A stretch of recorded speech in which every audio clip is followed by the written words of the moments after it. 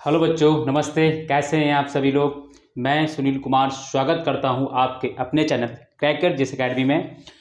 दोस्तों, हम यहां पर इंडियन ज्योग्राफी की सीरीज कर रहे हैं, यानी भारत के भूगोल का हम लोग दोस्तों एक सीरीज चला रहे हैं, जिसमें दोस्तों हम लोग पूरा इंडियन ज्योग्राफी कवर करेंगे। जैसे कि हम बात करें किन किन पेपरों के इसका यूटिलाइज है, यानी का उपयोग है जो ये क्लासेस हैं।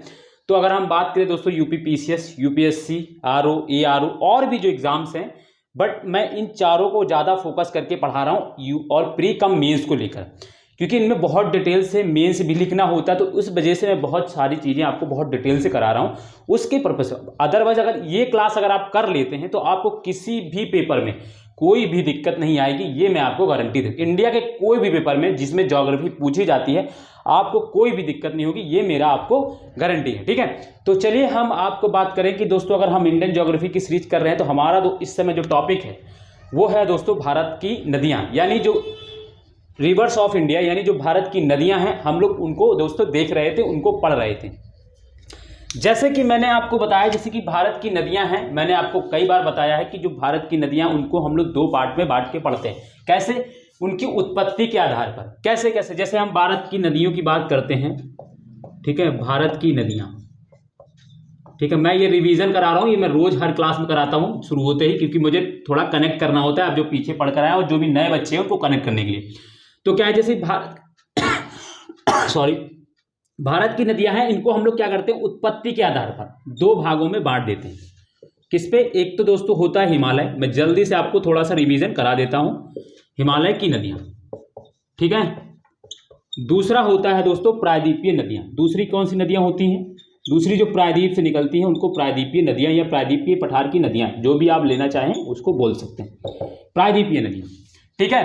तो इनको हम लोग क्या करते हैं, दो पार्ट में उत्पत्ति के आधार पर देखते हैं। तो हिमालय की नदियों को हम लोग जैसे अगर इसमें देखें, सिंधु नदी तंत्र, गंगा नदी तंत्र, ब्रह्मपुत्र नदी तंत्र, ये सारा कुछ देखते हैं, ठीक है। उसकी लिखने की जरूरत नहीं, मैं पीछे ऑलरेडी चार्ट बनवा चुका हूं। दूसरा है दोस्तों प्रायद्वीपीय नदियां, जिनकी क्लासेस हमारी चल रही हैं अभी, ठीक है। हम लोग गंगा नदी तंत्र कर चुके हैं और प्रायद्वीपीय नदियां पढ़ रहे हैं। तो जिसमें जैसे कि अगर हम बात करें, इसको हमने अगेन दो पार्ट में बांटा। कौन कौन से दो पार्ट होते हैं? तो एक तो पूर्व दिशा की ओर बहने वाली नदियां, पूर्व दिशा की और बहने वाली नदियां, ठीक है, बहने वाली नदियां ये होती हैं। इसको हम लोग दिशा किस डायरेक्शन की ओर बह रही, इसको हम लोग क्या करते हैं, प्रायद्वीपीय नदियों को अगेन दो पार्ट में बांटते हैं। जिस दिशा की ओर जा रही, जैसे कि क्या होता है, ये जो पूर्व दिशा की ओर जाने वाली नदियों का क्या सिस्टम है, तो ये पश्चिमी घाट से निकलती हुई और जाके ये बंगाली खाड़ी में गिरती, तो यानी ये पश्चिमी घाट इधर है और बंगाली खाड़ी यहां पर है। मैं ऐसे ही एक रफली डायग्राम बनाता हूं, तो यहां निकलकर इस तरीके से बंगाल खाड़ी में गिरती है, तो ये पूर्व दिशा की ओर जा रही है, इसी वजह से इनको पूर्व दिशा की ओर बहने वाली नदियां बोलते हैं, ठीक है। नेक्स्ट अगर हम बात करें तो पश्चिम दिशा की और बहने वाली नदियां, ठीक है, नदियां। तो ये दो पार्ट में, इनको हम अगेन दो पार्ट में बांट के पढ़ते हैं, ठीक है। तो जैसे हम पूर्व दिशा की ओर नदियां, ये ऑलरेडी मैं करा चुका हूं। जैसे इसमें मैंने आपको बताया, महानदी पढ़ाया आपको, गोदावरी, कृष्णा, कावेरी, वेगई, ब्रह्मणी, पेन्नार, पलार, ताम्रपणी, बहुत सारी नदियां मैंने आपको पिछले क्लासेस में इनमें कराई हैं। तो मैंने ये ऑलरेडी इसका मतलब प्रायद्वीपीय नदियां पढ़ रहे थे, जिसके अंतर्गत पहला ये डिवीजन था। मैंने हम लोगों ने कल तक की क्लासेस में इनका ये डिवीजन कर दिया। आज जो है हम लोग पश्चिम दिशा की ओर बहने वाली नदियों को हम लोग पढ़ेंगे, जिसमें अगर हम बात करें तो जिसमें हम लोग पढ़ते हैं कौन कौन सी नदियां जिसमें हम पढ़ते हैं। तो पहली अगर हम बात करें तो सबसे इंपॉर्टेंट है नर्मदा नदी, ठीक है। दूसरी है तापी नदी, थर्ड है दोस्तों माही नदी, फोर है दोस्तों साबरमती, ठीक है, और फिफ्थ है लूनी नदी। ये इंपॉर्टेंट नदियां हैं, इनके बारे में हमें पढ़ना है। बाकी और भी पश्चिम घाट में लगभग 600, इनके अलावा और 600 नदियां हैं जो क्या होती हैं, जो अरब सागर में जाकर गिरती। किधर? पश्चिम दिशा की ओर बहती हुई अरब सागर में गिरती। बट हमें इंपॉर्टेंट मात्र ये 5 नदियां पढ़नी है, और इनकी कुछ अगर सहायक नदियां होंगी तो मैं साथ में लिखाता चलूंगा आपको, ठीक है। तो अब समझ में आ गया होगा, जो भी नए बच्चे हैं उनके लिए मैंने ये अभी तक किया था, उनको समझ में तो आ ही गया होगा कि हम लोग क्या पढ़ने जा रहे हैं। यानी हम लोग प्रायद्वीपीय नदियों का क्लासेस हमारी चल रही है, जिसमें हमने 2 पार्ट में इसको डिवीजन किया था। हमने इसका पहला पार्ट कर लिया है, यानी पूर्व दिशा की ओर बहने वाली नदियां हम लोग पढ़ चुके हैं। आज हम लोग पश्चिम दिशा की ओर बहने वाली नदियों को करेंगे, ठीक है। तो अब समझ में आ गया होगा जो भी नए हैं, और पुराने का तो दोस्तों रोज रिवीजन हो ही रहा है। थोड़ा सा टाइम लगता है शुरुआत में रिवीजन कराने में, बट क्या होता है, ये आपका बेनिफिट रहता है। आप रोज रोज जब इसको पढ़ते हैं तो आपको दिमाग में छप जाता है ये चीज़ें, है ना। और जो नए बच्चे हैं उनको थोड़ा सा कनेक्टिविटी बन जाता है कि मैं अगर इस क्लास में आया तो मुझे पता चले कि मैं क्या पढ़ने जा रहा हूँ और क्या मेरा छूट गया है। तो आपको अब पता चल गया कि ये सारी चीज़ें मेरी छूटी हुई है और मैं आज से ये पढ़ूंगा, है ना। तो आपका जो भी नए हैं, बस आपको करना यही है कि जो पिछली क्लासेस हैं आप उनको रिकॉर्डेड हैं, आप उनको देख लें एक एक करके। मैं आज इसी जो वीडियो है, इसी वीडियो के डिस्क्रिप्शन में क्या कर दूंगा, इसमें लिंक शेयर कर दूंगा, ठीक है। वहां पे डाल भी दूंगा प्लेलिस्ट लिंक करके, मैं वहां पे शेयर कर दूंगा। तो आप डिस्क्रिप्शन से उस लिंक को जब टच करेंगे तो आपको प्लेलिस्ट पूरी मिल जाएगी। मैं आपको पूरी प्लेलिस्ट दे दूंगा, जिसमें शायद 40 से 41 क्लासेस हो चुकी है लगभग, है ना, इससे पहले। तो आप उनको एक एक करके देख लीजिएगा पीछे से, तो आपको क्या होगा, एक आपका इंडियन ज्योग्राफी का पूरा तैयार हो जाएगा, ठीक है। तो चलिए हम अपने टॉपिक को शुरू करते हैं। हमारी आज बात करेंगे हम लोग पश्चिम दिशा की ओर बहने वाली नदियां, ठीक है। तो अब बात हम लोग अब आराम से करेंगे, क्योंकि अभी तक मैं रिवीजन करा रहा था, इसीलिए थोड़ा जल्दी जल्दी भी बोल रहा था, और ताकि ज्यादा टाइम ना लगे हम लोगों का। क्योंकि रोज रोज जो पुराने बच्चे वो सोचते हैं मैं रोज रोज हम लोग रिवीजन करते हैं, हमारा इतना शुरुआत का टाइम चला जाता है। तो वो दोस्तों थोड़ा सा मेरी भी दुविधा को समझें, है ना। जो नए बच्चे हैं उनको समझाना भी जरूरी होता है। तो चलिए हम बात करते हैं। अब हमारा जो आज का मेन टॉपिक है, तो यानी आज हम पढ़ेंगे पश्चिम दिशा की ओर। आप हेडिंग डालेंगे पश्चिम दिशा की ओर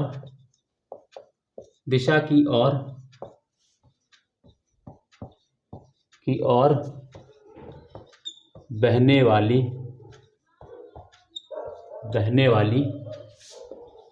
नदियां, ठीक है। मैं थोड़ा सा 1 सेकंड बस अपना ये देख लूं सही से चल रहा है, हाँ कोई भी दिक्कत नहीं है। तो अब हम चलेंगे। चलिए इसमें एक पॉइंट सिर्फ लिखेंगे, इसमें एक लिखेंगे प्रायद्वीपीय पठार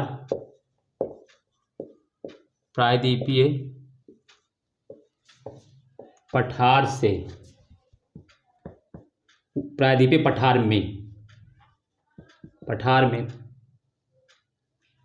पूर्व से पश्चिम दिशा की ओर प्रायद्वीपीय पठार से निकलकर ऐसे लिखेंगे, प्रायद्वीपीय पठार से निकलकर पूर्व से पश्चिम दिशा की ओर बहती हुई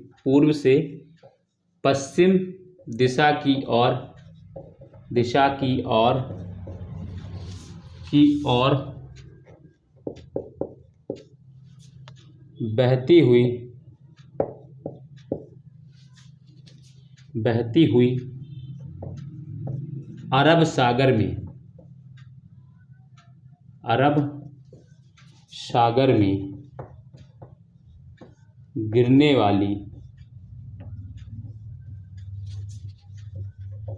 वाली नदियां निम्नलिखित हैं।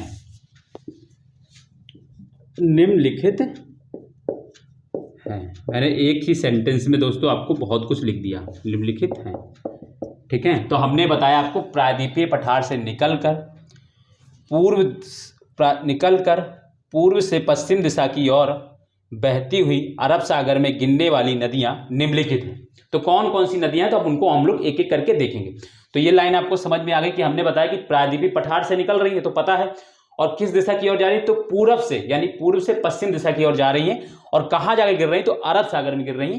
तो इसलिए मैंने ये सारी चीजें, और कौन कौन सी नदियां हैं, तो पहली नदी अब आप डालेंगे नर्मदा नदी, और मैं इसको मिटा लूंगा तब लिखूंगा, आप तो इसी के नीचे लिखेंगे, क्योंकि मेरे में फिर मुझे पूरा नर्मदा नदी एक ही में समझाना है, ठीक है। तो इस वजह से तो मैं अब ये सारा कुछ मिटा रहा हूं, और मैं अब नर्मदा नदी डालूंगा नंबर 1 करके। आप भी ऐसे करके आप जितना लिख लिया उसके बाद यहाँ पर नई लाइन से 1 नंबर डालेंगे और नर्मदा नदी लिखेंगे, ठीक है। तो अब चलिए हम ये मिटाल रहे हैं। अब इस मिटालने के बाद अब हम शुरू करेंगे नर्मदा नदी, क्योंकि इसको एक ही में हमको सारा समझाना है, क्योंकि थोड़ा सा इसमें आज समझाने वाला भी काम है और लिखने वाला आज काम ज़्यादा है थोड़ा सा दोस्तों। ठीक है, तो हम आप बात करेंगे नर्मदा नदी। नर्मदा नदी हिंदी में लिखना चाहें नर्मदा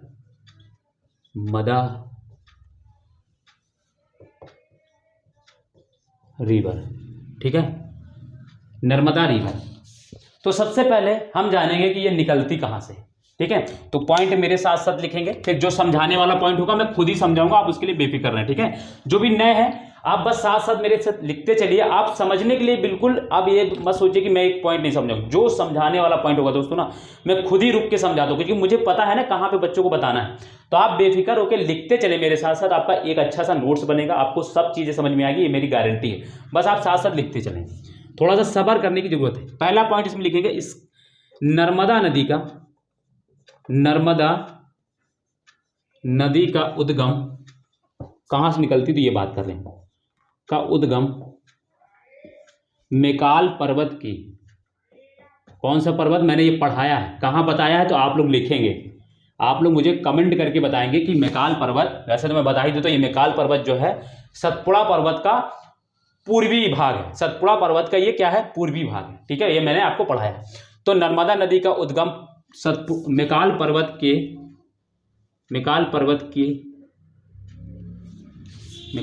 के अमरकंटक चोटी से होता है। अमरकंटक मैंने ये भी बताया है, अमरकंटक क्या है, मेकाल पर्वत की सबसे ऊंची चोटी है। तो नर्मदा नदी का उद्गम मेकाल पर्वत के अमरकंटक चोटी है ना, अमरकंटक चोटी से होता है। ठीक है, तो इसका उद्गम जो है, नर्मदा नदी का उद्गम मेकाल पर्वत के अमरकंटक चोटी से होता है। ठीक है, तो कहां से हो रहा है, तो अमरकंटक चोटी। ये सारी चीजें अब देखो, मैंने जो पहाड़ियां जो चोटियां पढ़ाई थी वहीं से कुछ है ना, सारा कुछ आपने जब अगर क्लासेस पिछली देख रखी, जो भी बच्चे उनको आनंद से कोई समझ दिक्कत नहीं होगी, साफ समझ में आ रहा है। मेकाल पर्वत में पढ़ा चुका हूं, जब सतपुड़ा रेंज पढ़ा रहा था, उसी की सबसे ऊंची चोटी अमरकंटक चोटी, ये भी मैंने पढ़ाया है। तो आपको एक एक टॉपिक लिंक है, हर टॉपिक एक दूसरे से लिंक होता है, ये आप हमेशा समझ लें। इसीलिए मैंने आपको पहाड़ जैसे ही खत्म किया तो देन मैंने आपको तुरंत दोस्तों क्या है जो है रिवर्स लेकर आया। रिवर्स लाने का पर्पस यही था कि अभी आपके माइंड में ये चोटियां पहाड़ियां क्लियर हैं, और जब मैं, क्योंकि कोई ना कोई नदी किसी ना किसी चोटी, किसी ना किसी पर्वत, किसी ना किसी पहाड़ी से निकल रही है। तो जब आप पहले से भी पढ़ कर आए हैं और अब मैं तुरंत रिवर पढ़ा दूंगा तो आपको दिमाग में एकदम छप जाएगा, क्लियर रहेगी चीजें। ठीक है, इसी वजह से टॉपिक्स जो होते हैं ज्योग्राफी में लिंक होते हैं एक दूसरे से, बस उनके पढ़ाने का तरीका होता है। लोग क्या करते हैं, इनको अलग अलग सेपरेट करके पढ़ाते हैं, इसी वजह से ज्योग्राफी थोड़ी टफ लगने लगती है। अदरवाइज ज्योग्राफी से इजी सब्जेक्ट मुझे दोस्तों, मैं अपने तजुर्बे से बता रहा हूं, मुझे कोई और सब्जेक्ट ज्योग्राफी सरल लगता ही नहीं। ठीक है, बस उसका पढ़ाने के। तो ये आप समझ गए कि नर्मदा नदी का उद्गम मेकाल पर्वत के अमरकंटक चोटी से होता है। ठीक है, पहला पॉइंट समझने में कोई दिक्कत नहीं है। ठीक है, तो चलिए देन नेक्स्ट पॉइंट है, इसके उत्तर में अगला पॉइंट लिखेंगे और इसको मैं समझाऊंगा भाई। इसके उत्तर में विंध्याचल पर्वत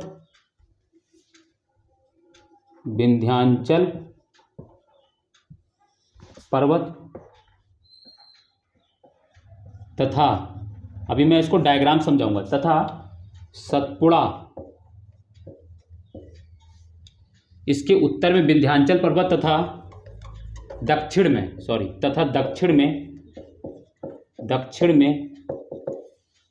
में सतपुड़ा पर्वत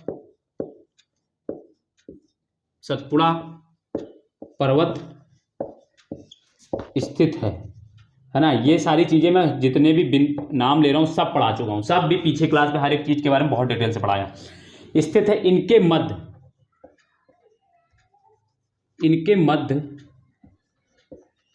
अभी मैं ये लिख लीजिए पॉइंट में इसको समझो। इनके मध्य यह नदी कौन सी नदी, नर्मदा भ्रंश घाटी में बहती है। भ्रंश घाटी, या अगर ऐसे करके लिख लें दरार घाटी, जिसको बोल सकते हैं दरार घाटी, भ्रंश घाटी जिनके मध्य यह नदी भ्रंश घाटी में बहती है। इसीलिए इसका डायरेक्शन लोग कहते हैं कि इसी वजह से इसका डायरेक्शन जो है पूर्व दिशा की ओर ना होकर पश्चिम दिशा की ओर हो गया, क्योंकि ये भ्रंश घाटी की ओर बहती है। अब आप एक चीज समझेंगे कि ये भ्रंश घाटी क्या होता है। सबसे पहले मैं हालांकि जब विंध्यन पर्वत पढ़ा रहा था तब मैंने आपको पढ़ाया था कि विंध्य पर्वत जो है वो ब्लॉक पर्वत है, ठीक है, मैंने लिखाया था ब्लॉक पर्वत है। और ब्लॉक पर्वत जहां पे बनते हैं वहीं पर दोस्तों भ्रंश घाटी भी बनती है, ठीक है। भ्रंश घाटी हालांकि हिमालय पे भी बनती हैं, बट बहुत ज़्यादा संभावना इनकी क्या होती है, भ्रंश घाटियां हमेशा ज़्यादा से ज़्यादा दोस्तों क्या होती हैं, ब्लॉक पर्वत के आसपास ज़्यादा बनती। क्योंकि क्या होता है, ब्लॉक पर्वत बनते कैसे, पहले तो आप ये जान लें। मैंने आपको कई बार बताया है, जैसे कि क्या होता है, जैसे मान लो ये कोई लैंड फॉर्म्स है, समझेंगे मेरी बात को। अब मैं आपको एक समझाने जा रहा हूँ, बहुत काम की चीज़ है। ये मान लो कोई लैंड फॉर्म्स है, यानी ये कोई स्थल खंड है, ठीक है। और ये छोटा मोटा स्थल खंड नहीं, बहुत बड़ा स्थल खंड है, ठीक है। मैंने एग्जाम्पल के लिए यहाँ पे लिया, ये एक स्थल खंड है। और स्थल खंड में क्या हुआ दोस्तों, किसी रीजन से क्या होता है, क्रैक आ जाते हैं। मान लो एक क्रैक यहाँ आ गया और एक क्रैक मान लो यहाँ आ गया, किसी भी रीजन से। जैसे मैं एक रीजन बता दूं तो ज्वालामुखी है, ठीक है। ज्वालामुखी से दोस्तों क्या होता है, क्रैक आ जाता है। कभी कभी भूकंप का जब तीव्रता बहुत ज्यादा होती तो भी क्रैक आ जाते हैं, ठीक है। तो क्या होता है, जब क्रैक आ जाते हैं और क्रैक आ जाने की वजह से दोस्तों क्या होता है, ये भूखंड क्या होता है, टूट जाते हैं। मतलब दोस्तों क्या होता है, इसमें क्या होता है, टूट जाता है। ज्वालामुखी या भूकंप की वजह से क्या होता है, ये इसमें स्थल खंड में दोस्तों क्रैक आ जाती है, यानी दरार पड़ जाती है। अब इस दरार पड़ने की वजह से होता यह है कि दोस्तों कभी कभी क्या होता है ना दोस्तों, कि ये जो बीच का पार्ट है, कभी कभी क्या होता है, ये जो बीच का पार्ट है ये दोस्तों नीचे धंस जाता है। ये दोस्तों इस तरीके से नीचे धंस जाता है, ठीक है। अब ये बीच का पार्ट खाली हो गया और ये जो भाग है, ये वाला जो ऊपर था वो नीचे आ गया, ये जो ऊपर था वो नीचे आ गया। और ये दोनों स्थल जो पहले थे वह एज इट इज वैसे रहे और बीच का भाग धंस गया और ये बीच में खाली हो गया। और ये बीच में जो खाली वाला पार्ट है ना, इसी को दोस्तों भ्रंश बोलते हैं, इसी को भ्रंश घाटी बोलते हैं, ठीक है। और फिर क्या होता है, जो पर्वत स्थिर रह जाते हैं, यानी जो भाग स्थिर रह गया, ये वाला भाग स्थिर रह गया, ये वाला भाग स्थिर रह गया, तो यहीं से दोस्तों क्या होता है, इसी को दोस्तों ब्लॉक पर्वत बोलते हैं। तो ऐसे ही दोस्तों ब्लॉक पर्वत बोलते हैं इन दोनों के खंड की। और यही दोस्तों ब्लॉक पर्वत की अगर मैं यही नाम लिख दूं इन ब्लॉक पर्वतों को, तो ये विंध्याचल है और ये विंध्याचल है, ठीक है। और ये सतपुड़ा है। रीजन समझ में आ गया दोस्तों। तो इस तरीके से ये बने हुए हैं, ये दोनों पर्वत इस तरीके से, ये ब्लॉक पर्वत है। मैंने दोनों को लिखा है कि विंध्याचल एंड सतपुड़ा कौन से कैसे पर्वत, ब्लॉक पर्वत, जब आप पढ़ेंगे तब, है ना। और ब्लॉक पर्वत बनते कैसे, तो ऐसे कोई स्थल खंड होता है, उनमें दरार पड़ जाते हैं, दरार। और ये एक ही स्थिति नहीं, कभी कभी क्या होता है ना दोस्तों, कि ये बीच वाला भाग स्थिर रह जाता है और ये वाला भाग, दोनों भाग, ये वाले दोनों भाग क्या होते हैं, नीचे आ जाते हैं। कभी कभी क्या होता है, बीच वाला भाग स्थिर रहता है और ये दोनों भाग ऊपर उठ जाते हैं, ऐसी भी संभावना है। तो कई स्थितियां बनती हैं, वो हम लोग जब क्या होते हैं फिजिकल ज्योग्राफी पढ़ेंगे तब वहां पे मैं आपको एक एक चीज समझाऊं। बट यहां पे आपको बस इतना मुझे समझाना था कि भ्रंश घाटी बनती कैसे, तो आपको समझ में आ गया कि कोई स्थल खंड है उसमें दरार पड़ जाता है। दरार पड़ने की वजह से क्या होता है, कभी कभी क्या होता है, कुछ जो स्थल है वो नीचे धंस गया और नीचे धंसे हुए भाग को दोस्तों फिर क्या हुआ, उसमें कुछ गैप, ऐसा गैप बन जाता है, उसको भ्रंश कहते हैं। और जो ऊंचा उठा हुआ भाग होता है उसको पर्वत बोलते हैं। और कौन से पर्वत होते हैं, वो ब्लॉक पर्वत। ब्लॉक पर्वत में ये विंध्याचल हम पहले ही पढ़ा चुके हैं, ये ब्लॉक पर्वत है। सतपुड़ा पहले ही बता चुके हैं कि ये ब्लॉक पर्वत है और इनके बीच में एक घाटी है, यही भ्रंश घाटी। और इसी से दोस्तों क्या होता है, नर्मदा नदी से बह रही है, नर्मदा नदी ऐसे बह रही। तो अब आपको समझ में आ गया। और देखो ये मैंने लिखा है कि बिंद के उत्तर में। अब मैं देखो, मैं ऐसे बनाता आपको, अगर मैं आपको ऐसे बनाता तो आपको क्या समझ में आता, नहीं आता। हालांकि पर्वत जो है वो हमारे भारत में इस तरीके से, देखो मैं बता दूं, जैसे कि अगर हम बात करें, हमारे यहाँ पर्वत इस तरीके में है, इस तरीके से। यहाँ बीच में क्या है, भ्रंश घाटी है और फिर यहाँ पे ऊपर ये विंध्या है और सतपुड़ा। बट आपको ये अजीब सा लग रहा होगा, बट मैंने इसको ऐसे बनाया है। तो आप ये जान लीजिए, ये उत्तर की ओर है और ये दक्षिण की ओर, ये बीच में है ना। थोड़ा सा आपको ये लग रहा होगा, हालांकि डायग्राम है ना, तो डायग्राम में ऐसा कुछ नहीं, ये विंध्यन है और ये सतपुड़ा। तो मैंने ऑलरेडी लिखा है कि इसको उत्तर विंध्यन है और दक्षिण में सतपुड़ा, यानी ये ऊपर की ओर है, ये बीच में, ठीक है। तो क्लियर है, समझ में। अब इसको मैं, अभी ये डायग्राम बनाइएगा, मैं अब ये डायग्राम आपको सही से बना देता हूं, देखो, ठीक है। अब मैं ये डायग्राम आपको थोड़ा सा सही बना देता हूं। ये दोस्तों क्या है, इस तरीके से, ठीक है। ये इस तरीके से आपको देखेंगे, एक सेकंड,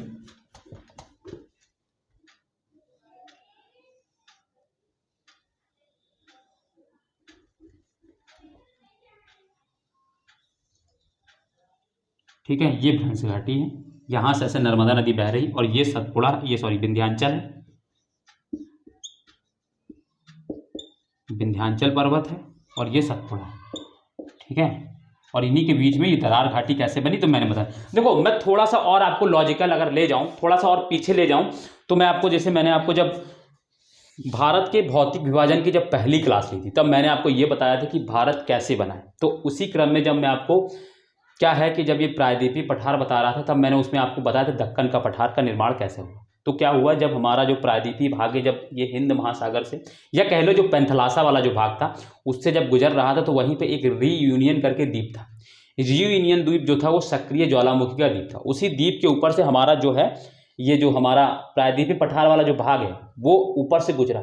और हमारे स्पीड, अब ऐसा तो नहीं कि जैसे बुलेट की स्पीड से हमारा जो प्रायद्वीपीय पठार आ रहा हो, तो सट से निकला और सट से निकल गया, तो कोई फर्क नहीं पड़ा। नहीं, बहुत स्लो मूवमेंट कर रहा था, हजार करोड़ों साल लग गए इस स्थिति बनने हुए, बहुत स्लो मूवमेंट कर रहा था। तब जब वो ज्वालामुखी के पास आया, तो ज्वालामुखी ने क्या किया दोस्तों, धीरे धीरे क्या किया, हमारे जो, अब वो ज्वालामुखी तो निकलना, वो आज भी निकल रहा है ज्वालामुखी, और वो पहले भी था, तो वो निकल रहा था।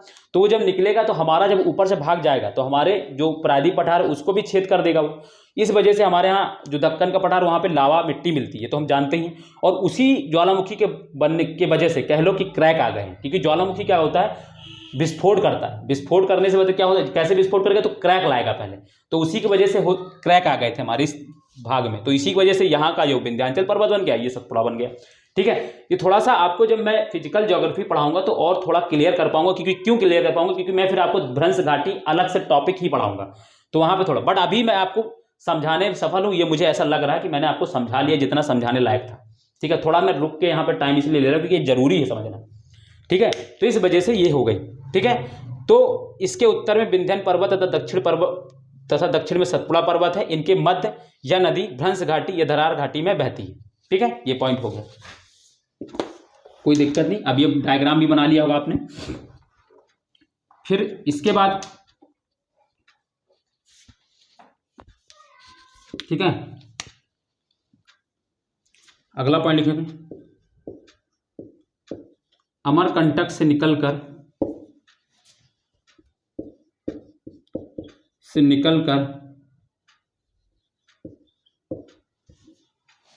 पश्चिम दिशा की ओर बहती हुई, पश्चिम दिशा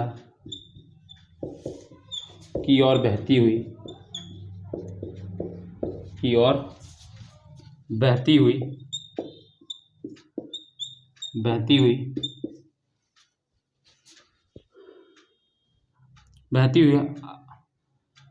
हुई खंबात की खाड़ी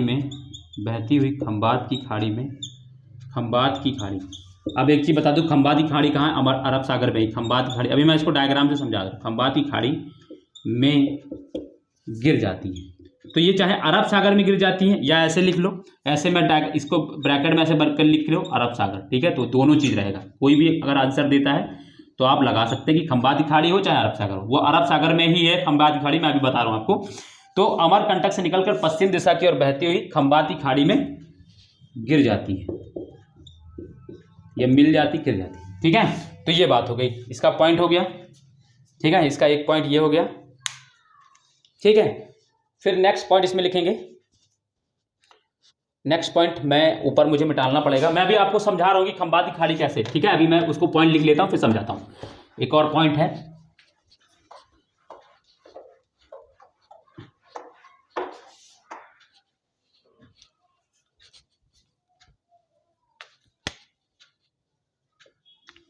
ठीक है,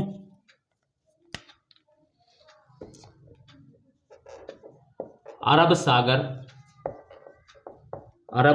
में गिरने वाली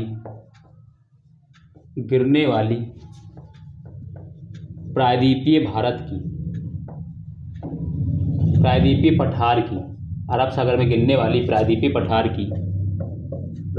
पठार की ये सबसे लंबी नदी है। ठीक है, यह अरब सागर में गिरने वाली प्रायद्वीपीय पठार की यह सबसे लंबी नदी है, ठीक है, सबसे लंबी नदी है। ठीक है, अरब सागर में गिरने वाली यह सबसे लंबी नदी है। ठीक है, तो ये याद रखना है। और किस क्वेश्चन में, क्वेश्चन को ध्यान रखना, हिमालय की नहीं, प्रायद्वीपीय पठार की। हिमालय की अगर पूछा जाएगा तो फिर तो सिंधु नदी हो जाएगी। दोनों चीज को ध्यान रखना है आपको। अगर कभी कभी देखो सिंधु नदी भी दे देगा तो सिंधु नदी को याद रखना है कि वो तो हिमालय से निकल रही, ये कहाँ से निकल रही, प्रायद्वीपीय पठार की, मैंने इंडिकेट कर दिया इसलिए। ये प्रायद्वीपीय पठार की अरब सागर में गिरने वाली सबसे बड़ी नदी है, ठीक है। तो अरब सागर में गिरने वाली प्रायद्वीपीय पठार की यह सबसे लंबी नदी है। इस चीज को प्रायद्वीपीय पठार की, ये चीज एकदम इंडिकेट करके माइंड में बिठा लेना, ठीक है।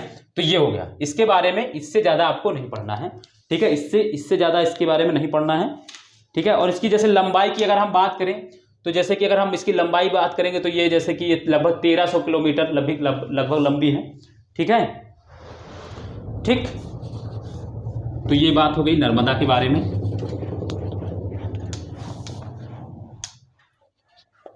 इसमें एक और पॉइंट लिख लो, यह नदी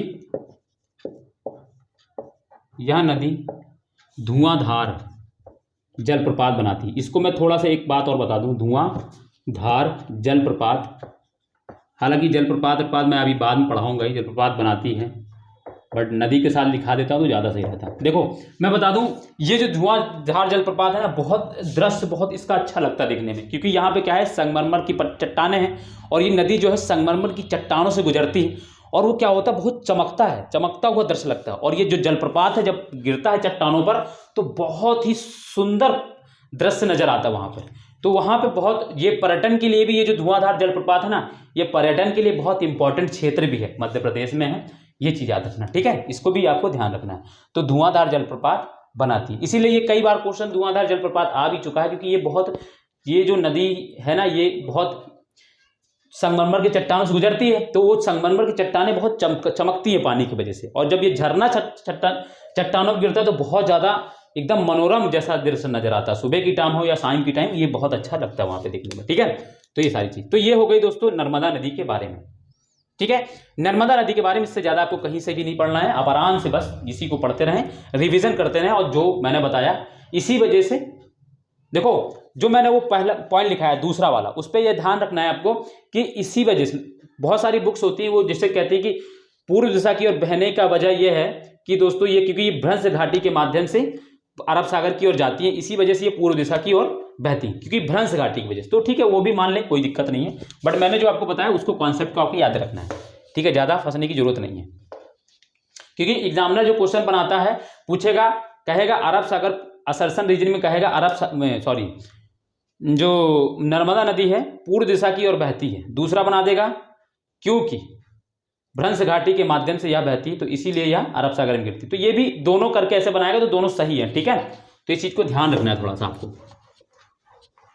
तो ये नर्मदा नदी हो गई। अब दूसरी डालेंगे दोस्तों तापी नदी। हर एक पॉइंट को आप करते चलेंगे, ठीक है। तापी नदी,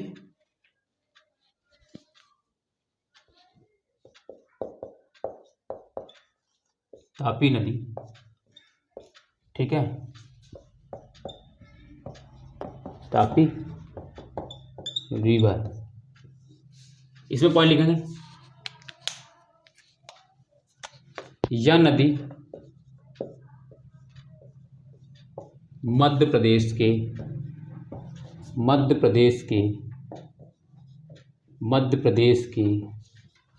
बैतूल जिले एक होगा, ठीक है, बैतूल जिले, यह नदी मध्य प्रदेश के बैतूल जिले के निकट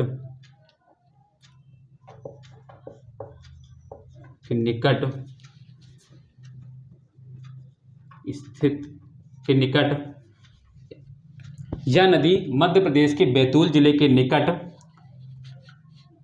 महादेव पहाड़ी के,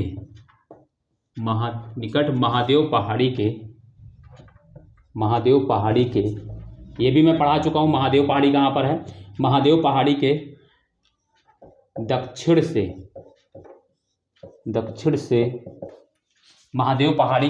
से निकलती है।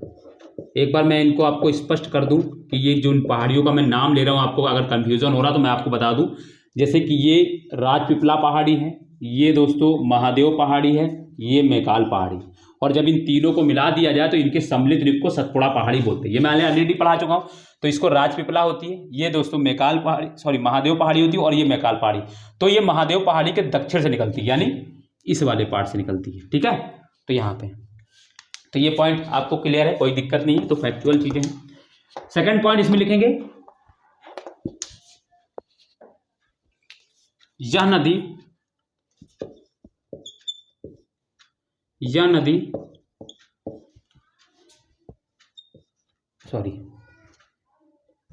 सतपुड़ा एवं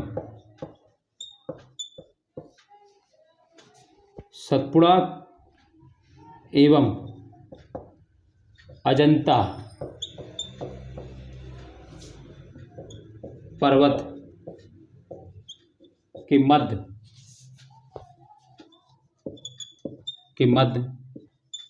भ्रंश घाटी में बहती है।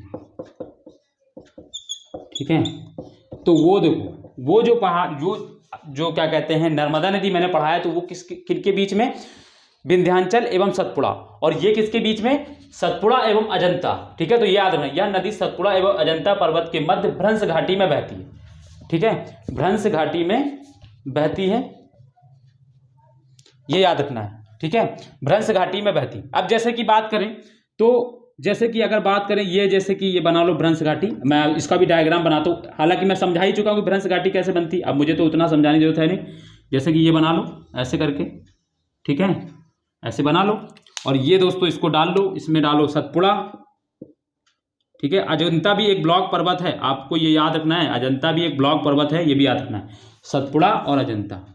और मैं आपको अजंता पढ़ा चुका हूँ। अजंता कहाँ है, तो दोस्तों महाराष्ट्र में आपको पढ़ाया है। ठीक है, महाराष्ट्र में अजंता पहाड़ी मैंने आपको पढ़ाया, ये आपको याद रखना है, इस चीज़ के बारे में ध्यान रखना है आपको, मैंने पढ़ाया है। ठीक है, इससे पहले मैंने एक चोटी पढ़ाई थी गाविलगढ़, मुझे सारी याद है, आपको भी पता होना चाहिए कि महाराष्ट्र मैंने हर एक जो जितनी भी ये पहाड़ियाँ, ये चोटियाँ मैं नाम ले रहा हूँ, हर एक के बारे में मैंने बहुत डिटेल से पढ़ाया है। जितने भी पुराने हैं उनको सारी चीज़ें क्लियर हो रही हैं कि हाँ ये कहाँ पर है, सारी चीज़ें मैंने लोकेशन से बताया, और मैंने खुद उसके डायग्राम भी बनवाए, मुझे अभी तक याद है।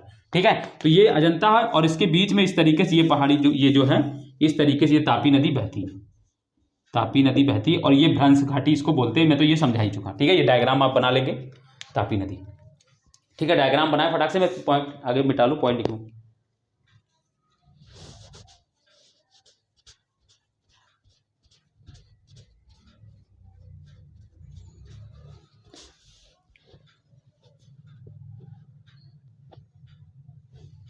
ठीक है, तो हो गया। फिर नेक्स्ट पॉइंट लिखते हैं इसमें, नेक्स्ट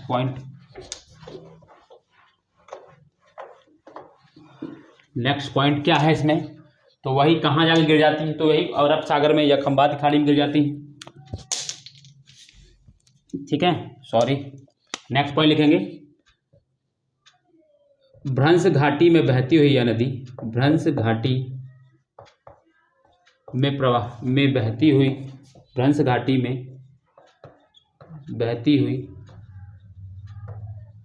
यह नदी पश्चिम दिशा की ओर, भ्रंश घाटी में बहती हुई यह पश्चिम दिशा की ओर जाती, भ्रंश घाटी में बहती हुई यह नदी अरब सागर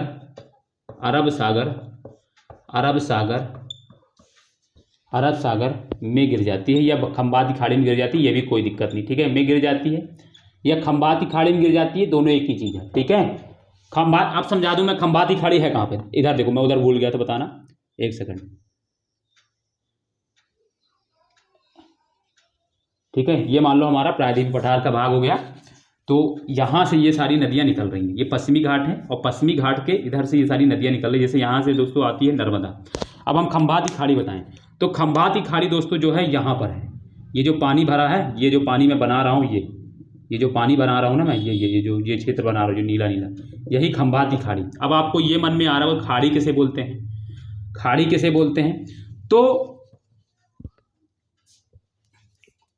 वह जल क्षेत्र जो तीन ओर से भूमि से गिरा हो उसको खाड़ी बोलते हैं, वह जल क्षेत्र है। यानी वह जल का स्थल, वह जल जो तीन ओर से पानी से घिरा होता है उसको खाड़ी बोलते हैं। देखेंगे इधर से पानी से घिरा है, इधर से पानी से घिरा है, इधर से पानी से घिरा है, एक तरफ ये खाली है, इसीलिए इसको खाड़ी बोलते हैं।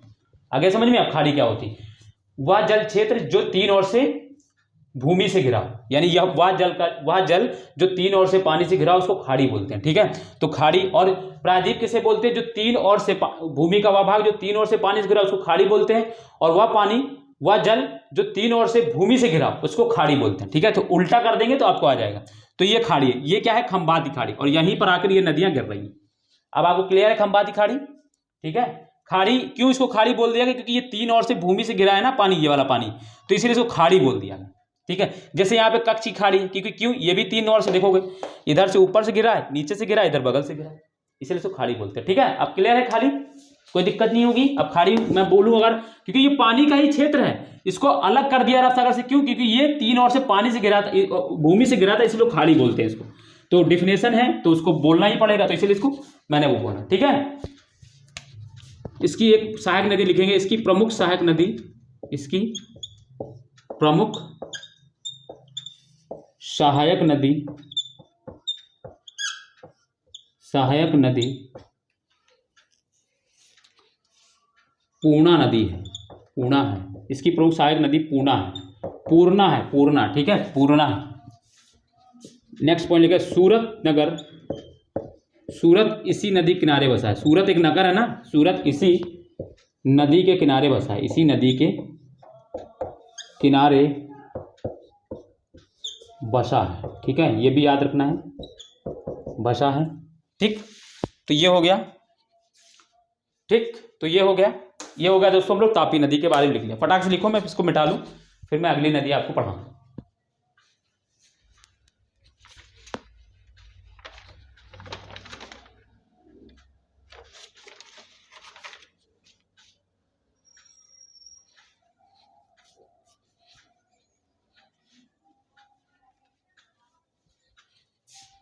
ठीक है, ये हो गया, मैं मिटा रहा हूँ फटाक से। अब हम लोग माही नदी के बारे में लिखेंगे फट से।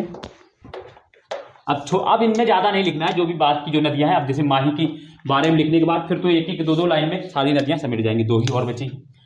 नेक्स्ट नदी डालेंगे माही नदी। माही, सॉरी सॉरी सॉरी, माही नदी, माही रिवर। ठीक है, तो अब इसमें क्या पॉइंट है? यह नदी, यह नदी मध्य प्रदेश के धारवाड़, सॉरी, मध्य प्रदेश, यह नदी मध्य प्रदेश के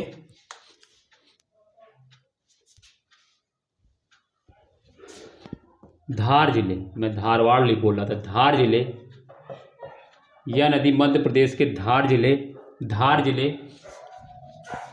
के, या धार जिले के, यह नदी मध्य प्रदेश के धार जिले में के पास स्थित अरावली पर्वत से निकलती है। सॉरी विंध्याचल पर्वत से निकलती है। विंध्याचल, जल्दी के चक्कर में सब गलत हो जाता है। विंध्याचल पर्वत, तो विंध्य पर्वत से ये भी निकलती, विंध्याचल पर्वत से निकलती है। ठीक है,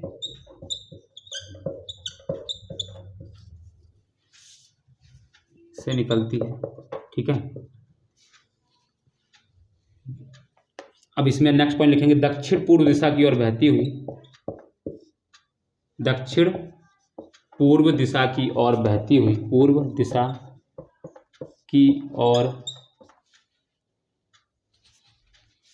बहती हुई, दक्षिण पूर्व दिशा की ओर बहती हुई यह नदी खंभात की खाड़ी में गिर जाती है। खंभात की खाड़ी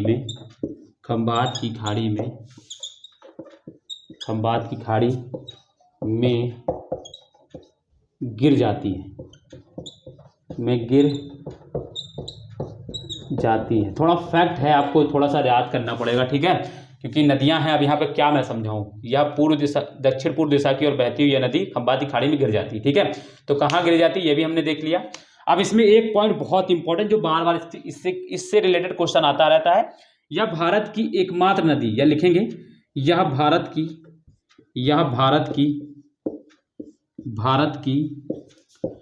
एकमात्र नदी है, एकमात्र नदी है जो कर्क रेखा को, ये इंपॉर्टेंट पॉइंट है, जो कर्क रेखा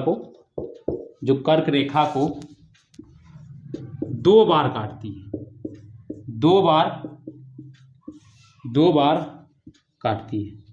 अब ये क्वेश्चन कैसे भी पूछे कि कौन सी नदी कर्क रेखा को 2 बार काटती है, या कर्क रेखा किस नदी को 2 बार काटती है, तो सेंटेंस बदला जा सकता है, आंसर दोनों का एक ही।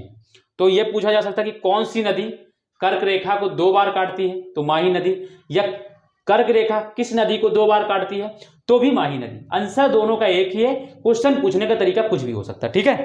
तो यह भारत की एकमात्र नदी है जो कर्क रेखा को 2 बार काटती है।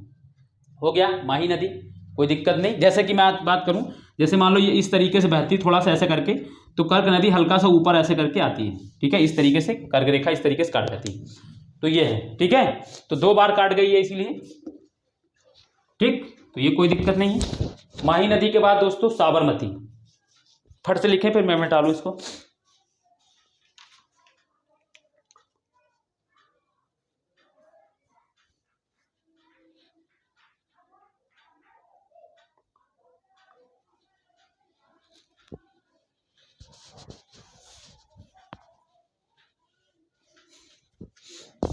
चलो हो गया, मैं डाल रहा हूं फट से, साबरमती नदी हेडिंग डालेंगे फटाफट। आज इनको खत्म करना है, और कल फिर हमको एक इसमें अभी एक चीज और रह गया है, अभी बहुत इंपॉर्टेंट चीज है नदियों में, ठीक है, जो मेंस का क्वेश्चन, जहां से मेंस में पूछा जाता है, तो साबरमती नदी,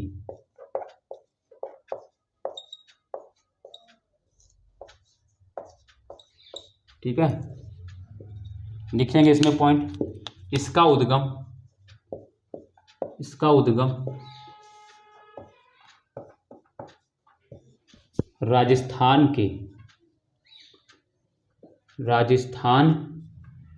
के डूंगरपुर, नाम ऐसे हैं, डूंगरपुर जिले, डूंगरपुर जिले के निकट स्थित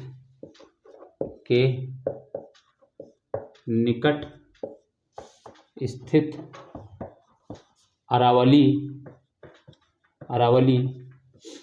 पर्वत से होता है, ठीक है। तो इसका उद्गम राजस्थान के डूंगरपुर जिले के निकट स्थित अरावली पर्वत से होता है, तो ये अरावली पर्वत से निकलती है, ठीक है, अरावली पर्वत से निकलती है, ठीक है।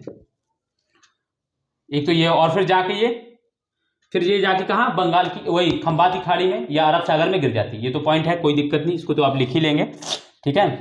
तो ठीक है, ये खंबाती खाड़ी में गिर जाती है, ठीक है, ये भी लिख सकते हैं, ऐसे लिख लो, दक्षिण पूर्व दिशा की ओर बहती हुई यह खंबाती खाड़ी में गिर जाती है, लिख लोगे ना, दक्षिण पूर्व दिशा की ओर बहती हुई यह नदी खंबाती खाड़ी में गिर जाती है। अब एक पॉइंट मैं लिखने जा रहा हूँ जो इंपॉर्टेंट है, अहमदाबाद जो नगर है, अहमदाबाद इसी नदी के किनारे बसा है, इसी नदी के किनारे बसा है, ठीक है। इससे यही क्वेश्चन कई बार आया चुका है, इस नदी से रिलेटेड एक यही क्वेश्चन आता है कि अहमदाबाद किस नदी किनारे बसा है, तो साबरमती नदी किनारे, ठीक है, कई बार यही क्वेश्चन पूछा गया, ये इंपॉर्टेंट है। हालांकि मैंने इसमें 2-3 पॉइंट आपको बता दी, कहाँ से निकलती है और कहाँ पर जाके विलीन हो जाती है, ठीक है, तो ये है। इसके बाद दोस्तों लूनी नदी के बारे में बस 2 ही पॉइंट लिखना रहेगा।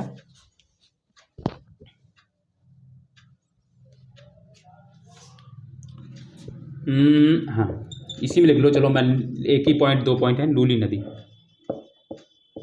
नदी, ठीक है। पॉइंट लिखो पहला, इसमें इसका उद्गम यानी इसकी उत्पत्ति, इसका उद्गम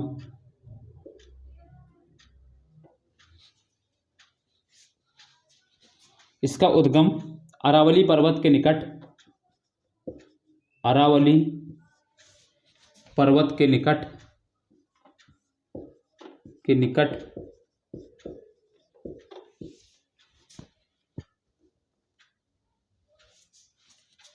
इसका उद्गम अरावली पर्वत के निकट स्थित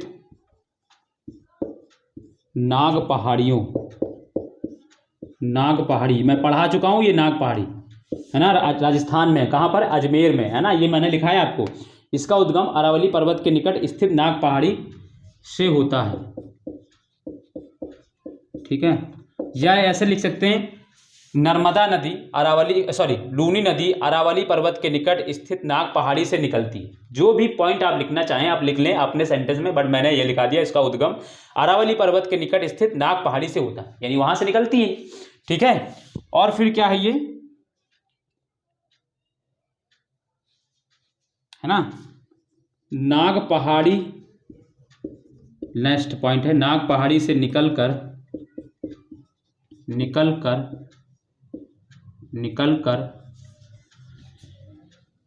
लगभग 300 किलोमीटर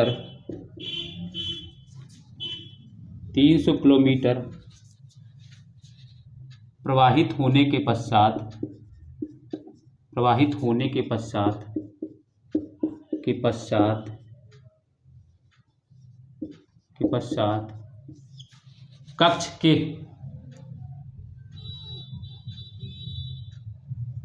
कच्छ के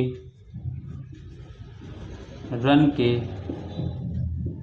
दलदली क्षेत्र में, कच्छ के रन के दलदली क्षेत्र में विलीन हो जाती, ठीक है, विलीन हो जाती है। तो ये हो गया, नाग पहाड़ी से निकलती। ये इंपॉर्टेंट है कि लूनी किस पहाड़ी से निकलती है, लूनी नदी, तो नाग पहाड़ी से, ठीक है। ये इंपॉर्टेंट है, यहां से क्वेश्चन आपसे पूछा जाएगा। और नाग पहाड़ी कहाँ स्थित है, राजस्थान के अजमेर में। ये ऑलरेडी मैं आपको जब प्रायद्वीपीय पठार की महत्वपूर्ण चोटियां पहाड़ियां पढ़ा रहा था तब मैंने शुरुआत ही राजस्थान से की थी। आपको पता हो, शुरुआत ही मैंने राजस्थान से की थी, कि पहली राजस्थान में मैंने 2 पहाड़ियां पढ़ाई थी, आपको शायद याद हो, ठीक है। तो आप जरूर देखेंगे, पीछे क्लास आप अगर देखेंगे ना, तो आज की जितनी भी पहाड़ी चोटियां, आपको कोई दिक्कत नहीं होगी, सारा कुछ मैंने बहुत डिटेल से कराया। यही एक पढ़ने का तरीका है, पीछे का पढ़ेंगे तो कनेक्ट कर पाएंगे आगे से। अब जो भी टॉपिक आने वाले हैं दोस्तों, अब जो भी टॉपिक हम पढ़ेंगे वो पीछे के जो भारत का जो फिजिकल डिवीजन है उससे रिलेटेड है, क्योंकि फिजिकल डिवीजन ही मेन है दोस्तों। अगर आप भारत की डेमोग्राफी समझ गए, भारत का भौतिक विभाजन या भारत की जो स्थलाकृतियां हैं उनको अगर आप समझ गए, तो आप यहाँ का क्लाइमेट, यहाँ का जलवायु, यहाँ का रहन सहन, सारा कुछ आप समझ पाएंगे। तो आपके लिए फिजिकल डिवीजन का जो पार्ट है वो बहुत इंपॉर्टेंट है, आप उसको करें, आपको बहुत मजा आएगा। मैंने बहुत डिटेल से करा, जैसे नदियाँ लिखाई हैं वैसे ही मैंने वहाँ तो मुझे समझाने, देखो ये ऐसी चीज़ें, ये फैक्ट है, यहाँ पे मुझे अपना लिखना मुझे ज़्यादा रहता है, समझाने वाले मुझे ज्योग्राफी समझाना समझ मजा आता है, ठीक है। तो आज थोड़ा लिखने, मैंने पहले ही बोल दिया था कि आज लिखना पड़ेगा आप लोगों को, तो आज समझाने वाला बहुत कम काम था और लिखाने वाला ज़्यादा काम था, ठीक है दोस्तों। तो उम्मीद है कि आज का सेशन आपको अच्छा लगा होगा, और अगर सेशन अच्छा लगा है तो वीडियो को लाइक करें, कमेंट करें, और दोस्तों जिन्होंने अभी तक चैनल को सब्सक्राइब नहीं किया है वो चैनल को सब्सक्राइब भी कर लें, ठीक है। और बाकी अपने दोस्तों को शेयर करते रहें, ठीक है। जो भी हैं आप लोग, मतलब अपने दोस्तों को जरूर शेयर करें ताकि और भी लोग देखें, मुझे भी मज़ा आएगा देखेंगे लोग, देखो। और सबसे मेन चीज़ आपको बता दूं, आप लोग कमेंट नहीं करते दोस्तों। जो भी जैसे कि वीडियो देखता है तो थोड़ा कमेंट कर दिया करें। कमेंट करने से क्या होता है, मुझे पता चलता है कि आपको मज़ा आ रहा है, आपको समझ में आ रहा है, कि आपको अच्छा लग रही है मेरी वीडियो, तो मुझे थोड़ा उत्साह लगता है कि हाँ बच्चे देख रहे हैं। ऐसे क्या होता है, मुझे लगता है पता नहीं कोई देख रहा है कि नहीं देख रहा है, लोग कमेंट ही नहीं करते। तो कमेंट दोस्तों आप जरूर डाला करें, कैसा भी डालें दोस्तों, आपको लगे कि हाँ अच्छा पढ़ा रहा हूँ, कंटेंट और भी अगर थोड़ा सुधार की जरूरत होगी तो आप बोलेंगे तो मैं वो अगर मेरे बस में होगा तो मैं जरूर करूँगा दोस्तों, ठीक है। तो आपकी दोस्तों कमेंट का मुझे इंतजार रहता है। मैं रोज़ वीडियो को जब डालता हूँ उसके बाद मैं देखता रहता हूँ कौन कमेंट कर रहा है, मैं चेक करता रहता हूँ। तो आप कमेंट जरूर किया करें, ठीक है दोस्तों। तो और दोस्तों शेयर भी जरूर करें अपने दोस्तों को जो भी हैं, ठीक है दोस्तों, ताकि जो लोग हैं जो जाने, जो भी पढ़ना चाहते हैं वास्तव में। और मैं आपको एक चीज़ की गारंटी देता हूँ, आप पूरे यूट्यूब पर छान मारिएगा, जिस तरीके से मैंने ज्योग्राफी यहाँ आज ये जो सीरीज मैं लेकर आया हूँ पढ़ाने, आपको कहीं पे पढ़ाते हुए कोई मिलेगा नहीं। लोग, मैं आपको एक चीज़ बता दूं, गारंटी दे रहा हूँ, लोग जो मैं आज यहाँ पे कंटेंट ज्योग्राफी का दे रहा हूँ ना, वो आप अगर कहीं पे तैयारी करेंगे, आप उसको पैसा दे के भी आप उतना कंटेंट अच्छा नहीं ले पाएंगे जितना मैं आपको दे रहा हूँ। ठीक है, ये मैं आपको चैलेंज से कह रहा हूँ। आप चाहें तो चीज़ों को देख सकते हैं, यूट्यूब पर बहुत सारे लोग पढ़ाते हैं, आप उसको खंगाल सकते हैं। ठीक है, और मेरी इसी वीडियो से तुलना मत करिएगा, आप पीछे की जितनी भी वीडियो मेरी हैं आप उनको देखिएगा एक बार, और फिर आप हर टॉपिक को तुलना कीजिएगा। मुझे वहाँ से मुझे 20 ही मैं आपको करता हूँ दिखाई पड़ूंगा, कम नहीं रहेगा मेरा। ठीक है, तो ये सारी चीज़ें आपको बहुत हेल्प करेंगी पेपर में भी, और मैं आपको ज्योग्राफी सिखा के जाऊँगा, ये मैंने आपको प्रण लिया है, तो मैं आपको करा के जाऊँगा। ठीक है दोस्तों, तो चलिए फिर आज हम लोग यहीं तक रखते हैं, बाकी फिर कल मिलेंगे। तब तक के लिए अपना ध्यान रखिए। नमस्ते, बाय, जय हिंद।